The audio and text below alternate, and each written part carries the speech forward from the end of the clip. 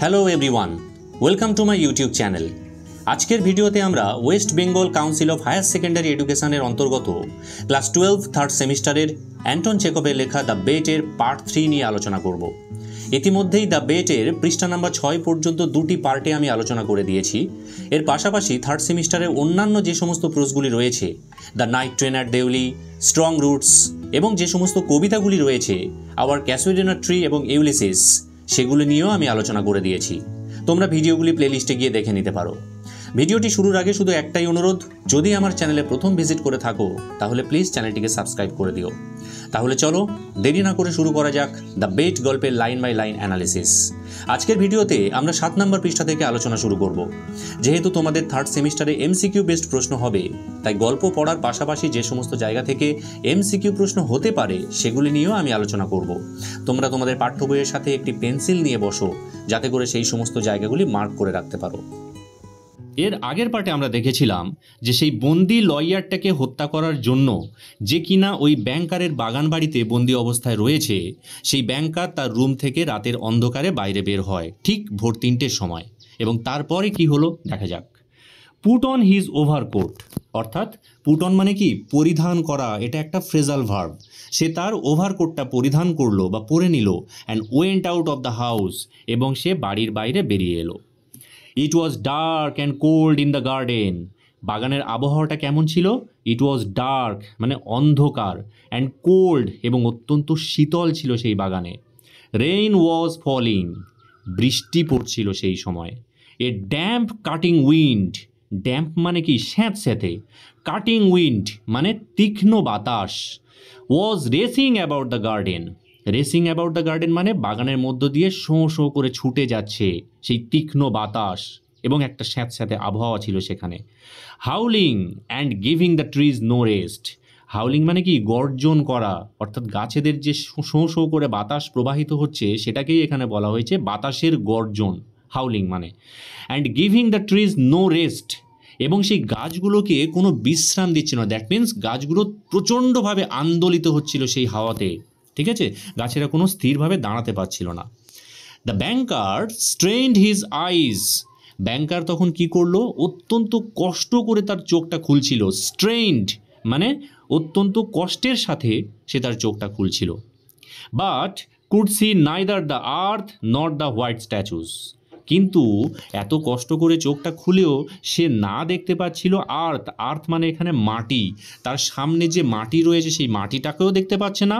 নর the white statues, তার বাগানে কিছু সাদা সাদা বিশাল মূর্তি রয়েছে, সেই মূর্তিগুলোকেও সে কিন্তু দেখতে পাচ্ছিল না। নর দ্য লজ, এমনকি সেই বাগানে অবস্থিত বাড়িটাকেও দেখতে পাচ্ছিল না। নর দ্য ট্রিজ, গাছগুলোকেও দেখতে পাচ্ছে না। বৃষ্টি পড়ছে, অন্ধকার, সুতরাং আবহাওয়া পরিবেশটা এমন যে সামনে দৃষ্টি চলে না, সে কিছুই দেখতে পাচ্ছে না। Going to the spot where the lodge stood, সেই স্থানে গিয়ে, গোয়িং টু দ্য স্পট অর্থাৎ সেই স্থানে গিয়ে, কোথায়? হোয়ার দ্য লজ স্টুড, যেখানটাতে সেই বাড়িটি অবস্থিত। হি টুয়াইস কল্ড দ্য ওয়াচম্যান, পরীক্ষায় প্রশ্ন পড়বে কতবার সে ওয়াচম্যানকে ডেকেছিল, মানে পাহারাদারকে সে ওখান থেকে কতবার ডেকেছিল? 2 বার ডেকেছিল। এইরকম খুঁটিয়ে তোমাদের কিন্তু কোয়েশ্চেন আসবে। নো আনসার ফলোড, কোনো উত্তর সে পেল না। ফলো মানে অ্যাকচুয়ালি অনুসরণ করা, এখানে সে যে ডাকলো তার প্রত্যুত্তরে কিন্তু কোনো উত্তর সে পেল না। Evidently the watchman had thought shelter from the weather, evidently মানে কিন্তু সুস্পষ্টভাবে বা স্পষ্টতই বোঝা যাচ্ছিল। The watchman had thought shelter, দেখো পাস্ট পারফেক্ট টেন্সে আছে হ্যাড এবং মূল ভার্বের থার্ড ফর্ম সট। বলো তো সটের প্রেজেন্ট ফর্ম কি? সটের প্রেজেন্ট ফর্ম কিন্তু সিক মানে চাওয়া, অর্থাৎ সে কিন্তু আশ্রয়ের খোঁজে, এই যে ওয়েদার, এই আবহাওয়া থেকে বাঁচার জন্য সে আশ্রয়ের খোঁজে কোথাও গিয়েছে, ঠিক আছে? অ্যান্ড ওয়াজ নাও অ্যাসলিপ, এবং হয়তো সে এখন ঘুমিয়ে পড়েছে। Somewhere either in the kitchen or in the green house, এখানে দাগ দিয়ে রাখো, সে হয়তো কোথায় ঘুমিয়ে পড়েছে, হয় রান্নাঘরে আর তা না হলে গ্রিন হাউসে। গ্রিন হাউসকে আমরা কি বলতে পারি? উষ্ণ ঘর, মানে যে ঘরটাতে গরম করার জন্য, মানে বাইরের টেম্পারেচারের থেকে ঘরের টেম্পারেচারটাকে বেশি থাকবে, সেটাকেই আমরা গ্রিন হাউস বলে থাকি। তো সেই গ্রিন হাউসের মধ্যে হয়তো সে বিশ্রাম নিচ্ছে।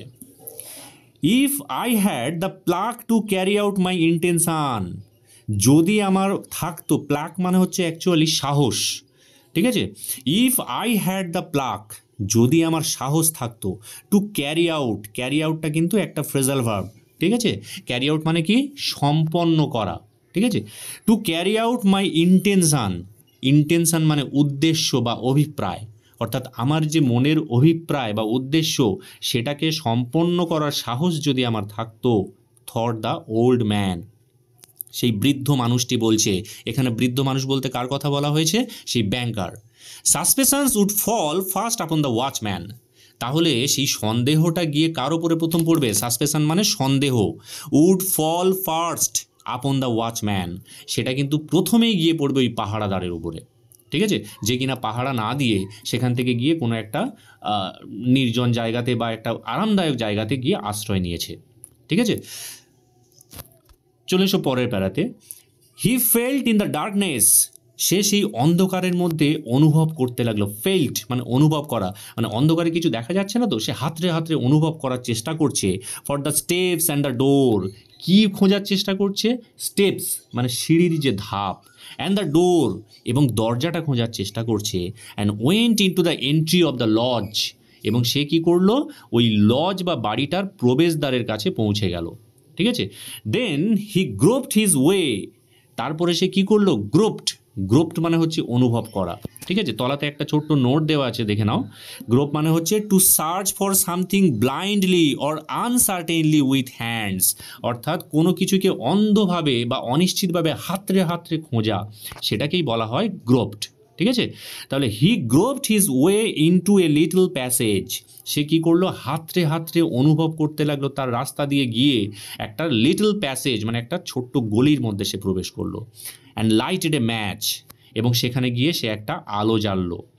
দেয়ার ওয়াজ নট এ সোল দেয়ার, সেখানে কোনো আত্মা ছিল না, সোল মানে এখানে অ্যাকচুয়ালি হিউম্যান বিংস, মানুষের কথা বলা হয়েছে, কোনো মানুষ সেখানে ছিল না, দ্যাট মিনস ওই জায়গাটা ছিল জনমানব শূন্য। There was a bedstead with no bedding on it, পরীক্ষায় প্রশ্ন আসবে যে ওই প্যাসেজের মধ্যে ঢুকে ওল্ড ব্যাংকার কি দেখতে পেয়েছিল, সেখানে কিন্তু কোনো মানুষ ছিল না, কি ছিল, দেয়ার ওয়াজ এ বেডস্টেড, একটা বিছানা ছিল, খাট বলতে পারি আমরা বেডস্টেড বলতে, with no bedding on it, যার উপরে কিন্তু কোনো বিছানা পাতা ছিল না। অ্যান্ড ইন দ্য কর্নার, এবং ওই যে ঘরের কোণে কি ছিল, there was a dark cast iron stove, একটা কালো হয়ে গিয়েছে কাস্ট আয়রন স্টোভ মানে লোহার একটা স্টোভ বা উনান সেখানে ছিল।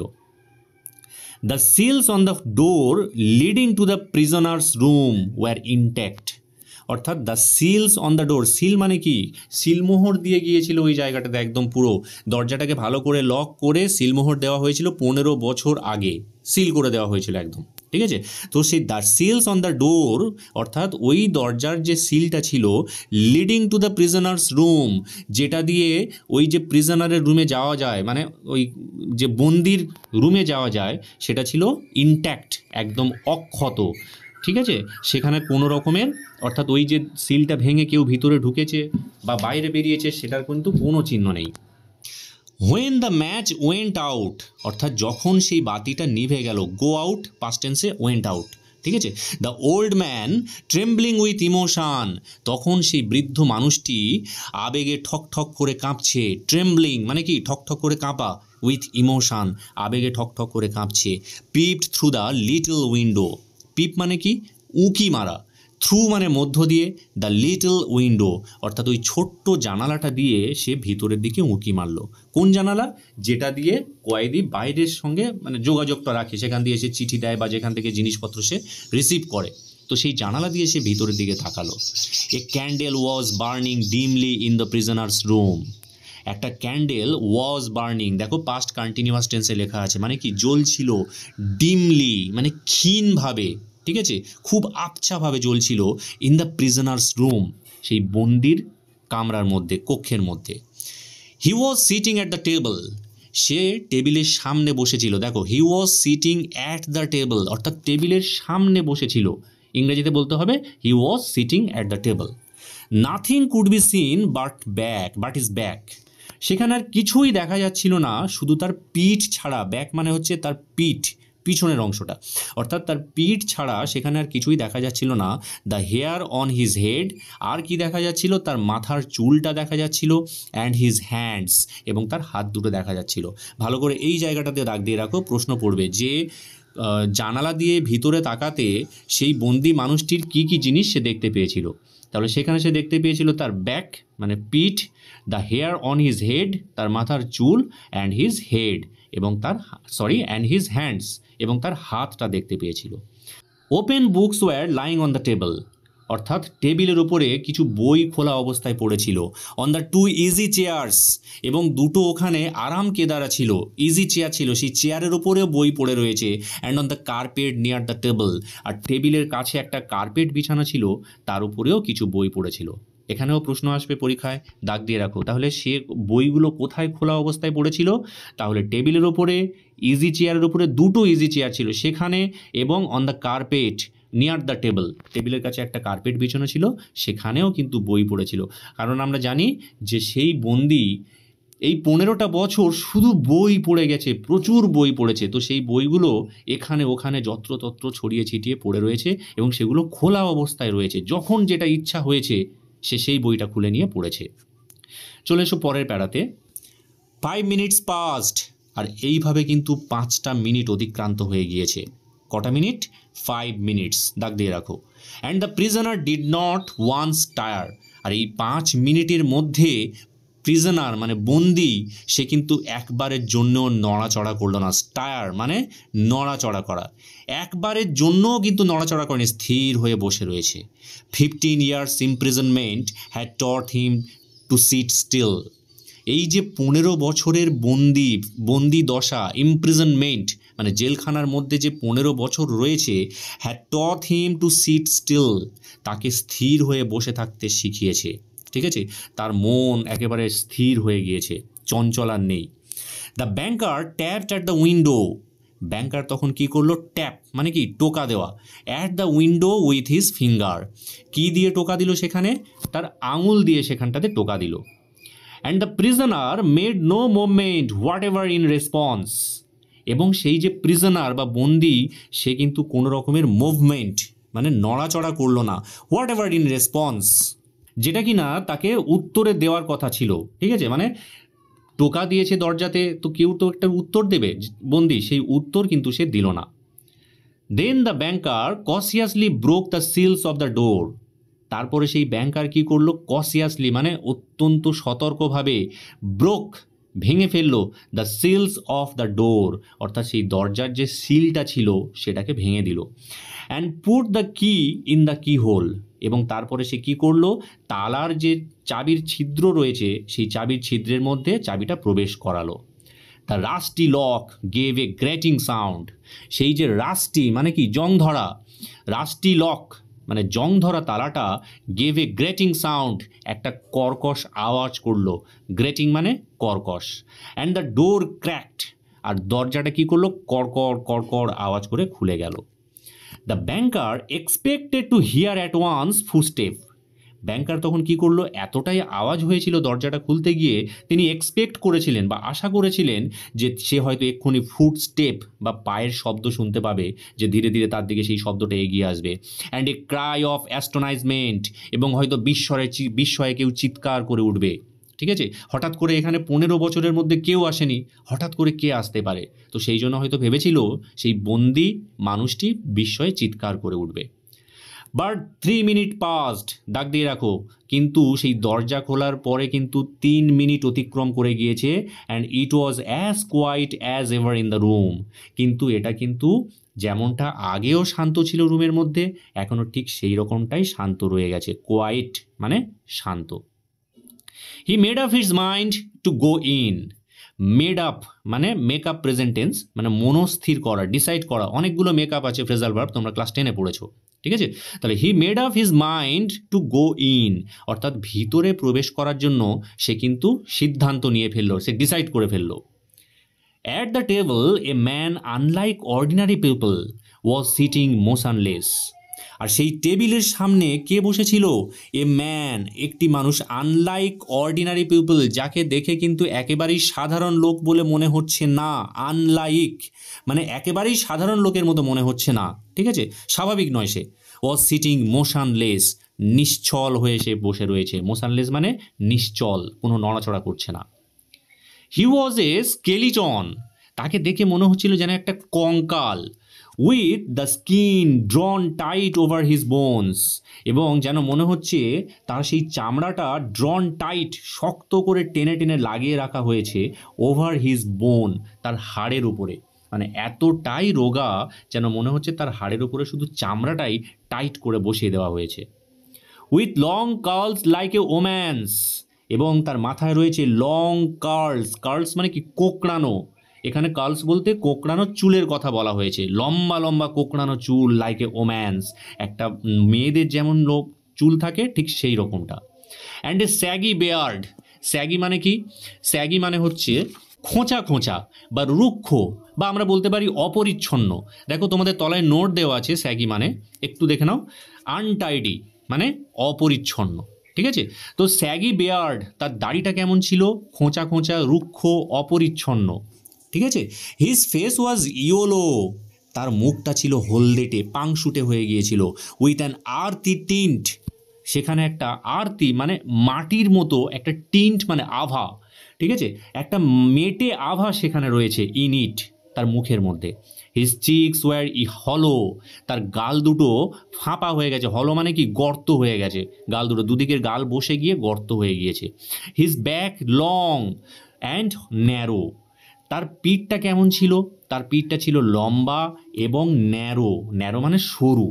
And the hand on which his shaggy head was propped, এবং তার সে হাত দুটো কেমন ছিল? যার উপরে his shaggy head. Shaggy head মানে কি? স্যাগি মানে হলো ঝাঁকড়া, তাহলে স্যাগি হেড মানে তার ঝাঁকড়া মাথাটা ওয়াজ প্রপড। প্রপড মানে ঠেকনা দেওয়া, অর্থাৎ হাতে করে তার সেই ঝাঁকড়া মাথাটা সে ঠেকনা দিয়ে বা ঠেকান দিয়ে বসেছিল। Was so thin and delicate, সেটা এত সরু এবং পলকা। ডেলিকেট মানে কি? পলকা বা দুর্বল, ঠিক আছে, এত সরু এবং দুর্বল ছিল that it was dreadful to look at ইট, যে সেটার দিকে তাকাতেও ভয় লাগে। ড্রেডফুল মানে কি? ভয়ঙ্কর, ঠিক আছে।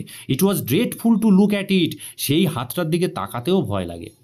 His hair was already streaked with silver, তার চুলে কিন্তু ইতিমধ্যেই একটা রূপলি রেখা, মানে কি? স্ট্রেকড উইথ সিলভার মানে অ্যাকচুয়ালি চুলে পাক ধরেছে। স্ট্রেকড মানে রেখা, একটা রূপলি রেখা সেখানে দেখা দিয়েছে, মানে বলতে চাইছে তার চুলে পাক ধরেছে। And seeing his emaciated aged looking face, এবং তার ওই যে এম্যাসিয়েটেড মানে কি? অস্বাভাবিক ক্ষীণ এবং দুর্বল।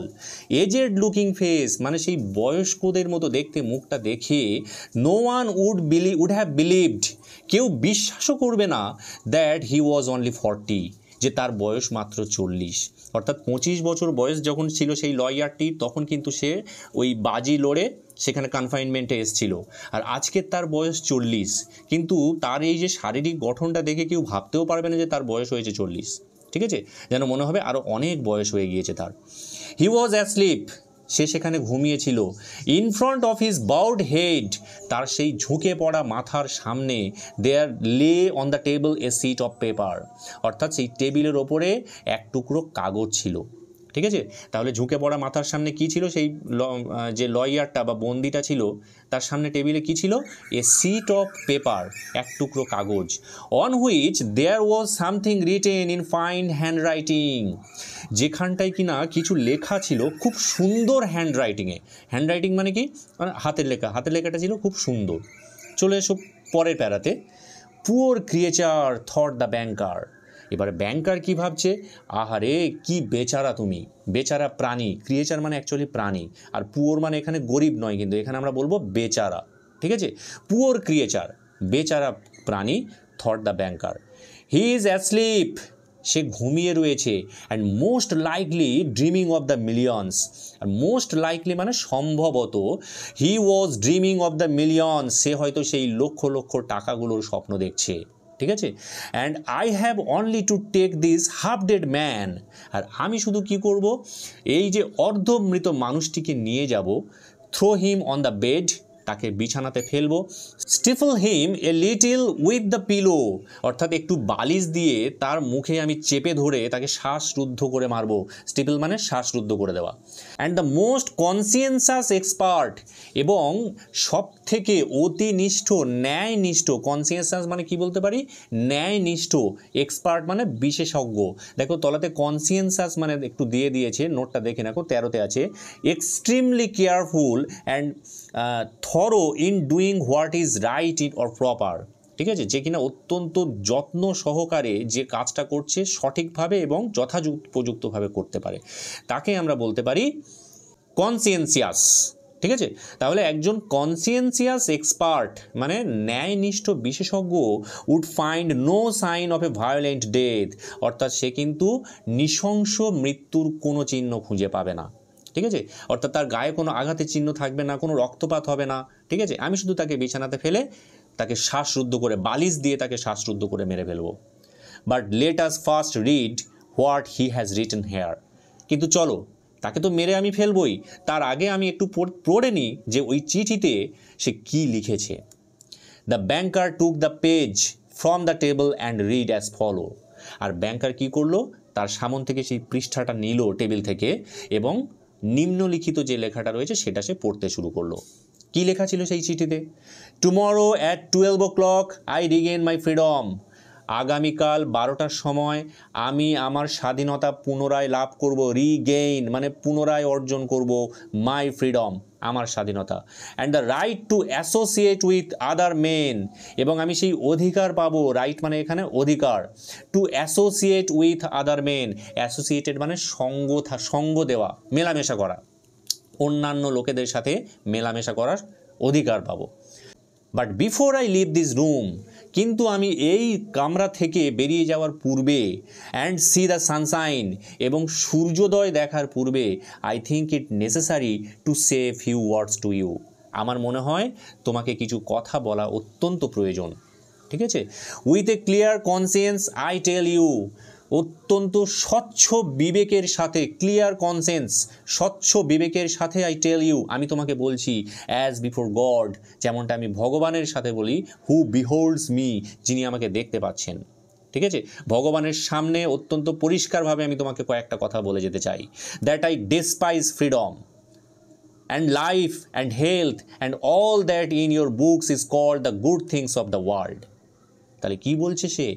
আই ডেসপাইজ ফ্রিডম, আমি স্বাধীনতাকে ঘৃণা করি, অ্যান্ড দ্য লাইফ এবং সেই জীবনকে ঘৃণা করি, অ্যান্ড দ্য হেলথ এবং সেই স্বাস্থ্যকে ঘৃণা করি, and all that in your books এবং সেই সমস্ত জিনিসকে ঘৃণা করি যেটা তোমার বইয়েতে লেখা আছে, is called the good things of the world, যেখানে বলা হয়েছে যে এগুলোই হচ্ছে পৃথিবীর শ্রেষ্ঠ আশীর্বাদ। মানুষ তো এগুলো পাওয়ার জন্যই চিৎকার চেঁচামেচি করে, তো সেই সমস্ত জিনিসগুলোকে কিন্তু আমি ঘৃণা করি। চলে এসো পরের প্যারাতে। For 15 years I have been intently studying earthly life. প্রায় 15 বছর ধরে আমি কিন্তু অত্যন্ত মনোযোগ সহকারে পড়াশোনা করছি। কি পড়াশোনা করছি? আর্থলি লাইফ, এই পার্থিব জীবন সম্পর্কে। ইট ইজ ট্রু, হ্যাঁ এটা সত্যি। I have not seen the earth নর মেন, আমি না দেখেছি পৃথিবী, না দেখেছি পৃথিবীর মানুষকে এই 15 বছর ধরে। বাট ইন ইয়োর বুকস, কিন্তু আমি তোমার দেওয়া যে বইগুলো সেখানটাতে, I have drunk fragrant wife, আমি কিন্তু পান করেছি সুগন্ধি মদ। ঠিক আছে, সুরা, ফ্র্যাগনেন্ট মানে সুগন্ধি, আর ওয়াইন মানে সুরা বা মদ। আই হ্যাভ সাং সংস, আমি গান গেয়েছি। কোথায়? সেই বইয়ের মধ্য দিয়ে। আই হ্যাভ হান্টেড স্টাগস, হান্ট মানে কি? শিকার করা। আমি হরিণ শিকার করেছি। স্টাগ মানে হচ্ছে হরিণ। আচ্ছা, স্টাগের ফেমিনাইন জেন্ডার কী হবে বলো তো? Hind, HIND। ঠিক আছে, অ্যান্ড ওয়াইল্ড বোর্স এবং বন্য শুকর বা জঙ্গলি শুকর, সেগুলোকেও কিন্তু আমি শিকার করেছি ইন দ্য ফরেস্ট, জঙ্গলের মধ্যে। হ্যাভ লাভড ওমেন, আমি নারীদেরকে ভালোবেসেছি। বিউটিজ, সুন্দরী নারীদেরকে ভালোবেসেছি। অ্যাজ ইথেরিয়াল অ্যাজ ক্লাউডস, যারা মেঘের মতো গগনচারী, ইথেরিয়াল মানে গগনচারী অর্থাৎ আকাশে ভ্রমণ করে, ঠিক আছে, স্বর্গের অপ্সরা ছিল তারা। Created by the magic of your poets, অর্থাৎ তোমাদের কবিদের যে জাদু, কলমের জাদু, সেই কলমের জাদুর দ্বারা সৃষ্টি হওয়া এই চরিত্রগুলোকে আমি উপলব্ধি করেছি। অ্যান্ড জিনিয়াস এবং পণ্ডিত ব্যক্তিদের দ্বারা। Have visited me at night, তারা রাত্রে আমার সঙ্গে দেখা করতে আসে, ঠিক আছে। And have whispered in my ears wonderful tales, এবং আমার কানে কানে কিন্তু সুন্দর গল্প বলে যায় তারা। টেল মানে কিন্তু গল্প এখানে, ঠিক আছে। TELL টেল মানে বলা, আর TEL টেল মানে গল্প। That have said my brain in a wheel, যেটা আমার মাথাকে ঘুরিয়ে দেয়। হুইল মানে হচ্ছে পাক খাইয়ে দেওয়া বা ঘুরিয়ে দেওয়া, ঠিক। ইন ইউর বুকস, তোমাদের বইয়েতে, অর্থাৎ তোমাদের লেখকেরা যে বইগুলো লিখেছে, আই হ্যাভ ক্লাইম্বড, আমি চড়েছি, the peaks of Elburz and Mont Blanc, অর্থাৎ এলবুর্জ এবং মাউন্ট ব্লার শিখরে চড়েছি। এই এলবুর্জ আর মাউন্ট ব্লা কোথায় সেটা কিন্তু পরীক্ষায় পড়তে পারে, তলায় নোটস দেওয়া আছে, একটু দেখে নাও। Elburz is located in Caucasus mountains of Russia, অর্থাৎ রাশিয়ার ককেসাস মাউন্টেনে কিন্তু এলবুর্জ অবস্থিত। Near the border with Georgia, আর জর্জিয়ার ওই বর্ডারের কাছে এটা অবস্থিত। Mont Blanc is situated in Alps mountain range, আর মাউন্ট ব্লা কোথায় আছে? আল্পস পর্বতমালায় রয়েছে। On the border between France and Italy, অর্থাৎ ইটালি এবং ফ্রান্সের যে বর্ডার রয়েছে, সীমানা, সেখানে এটা অবস্থিত, ঠিক আছে। And from there I have seen the sun, আর সেই পাহাড়ের শিখরে উঠে, পর্বতের শিখরে উঠে, সেখান থেকে আমি সূর্যোদয় দেখেছি। আজকের ক্লাসটি এখানেই শেষ হলো। যদি ভিডিওটি ভালো লেগে থাকে তাহলে অবশ্যই একটি লাইক করো এবং বন্ধুদের সাথে শেয়ার করো। তোমার একটা লাইক এবং শেয়ার আমাকে আরও ভালো কন্টেন্ট তৈরি করতে উৎসাহিত করবে। যদি তোমাদের কোনো প্রশ্ন বা মতামত থাকে তাহলে তোমরা নিচের কমেন্ট বক্সে জানাতে পারো। আমি চেষ্টা করব তোমাদের সকলের মন্তব্যের উত্তর দিতে, এবং খুব শীঘ্রই দেখা হচ্ছে দ্য বেট গল্পের ফাইনাল পার্ট নিয়ে। ততক্ষণ পর্যন্ত সবাই ভালো থেকো, সুস্থ থেকো এবং নিজের খেয়াল রেখো। ধন্যবাদ।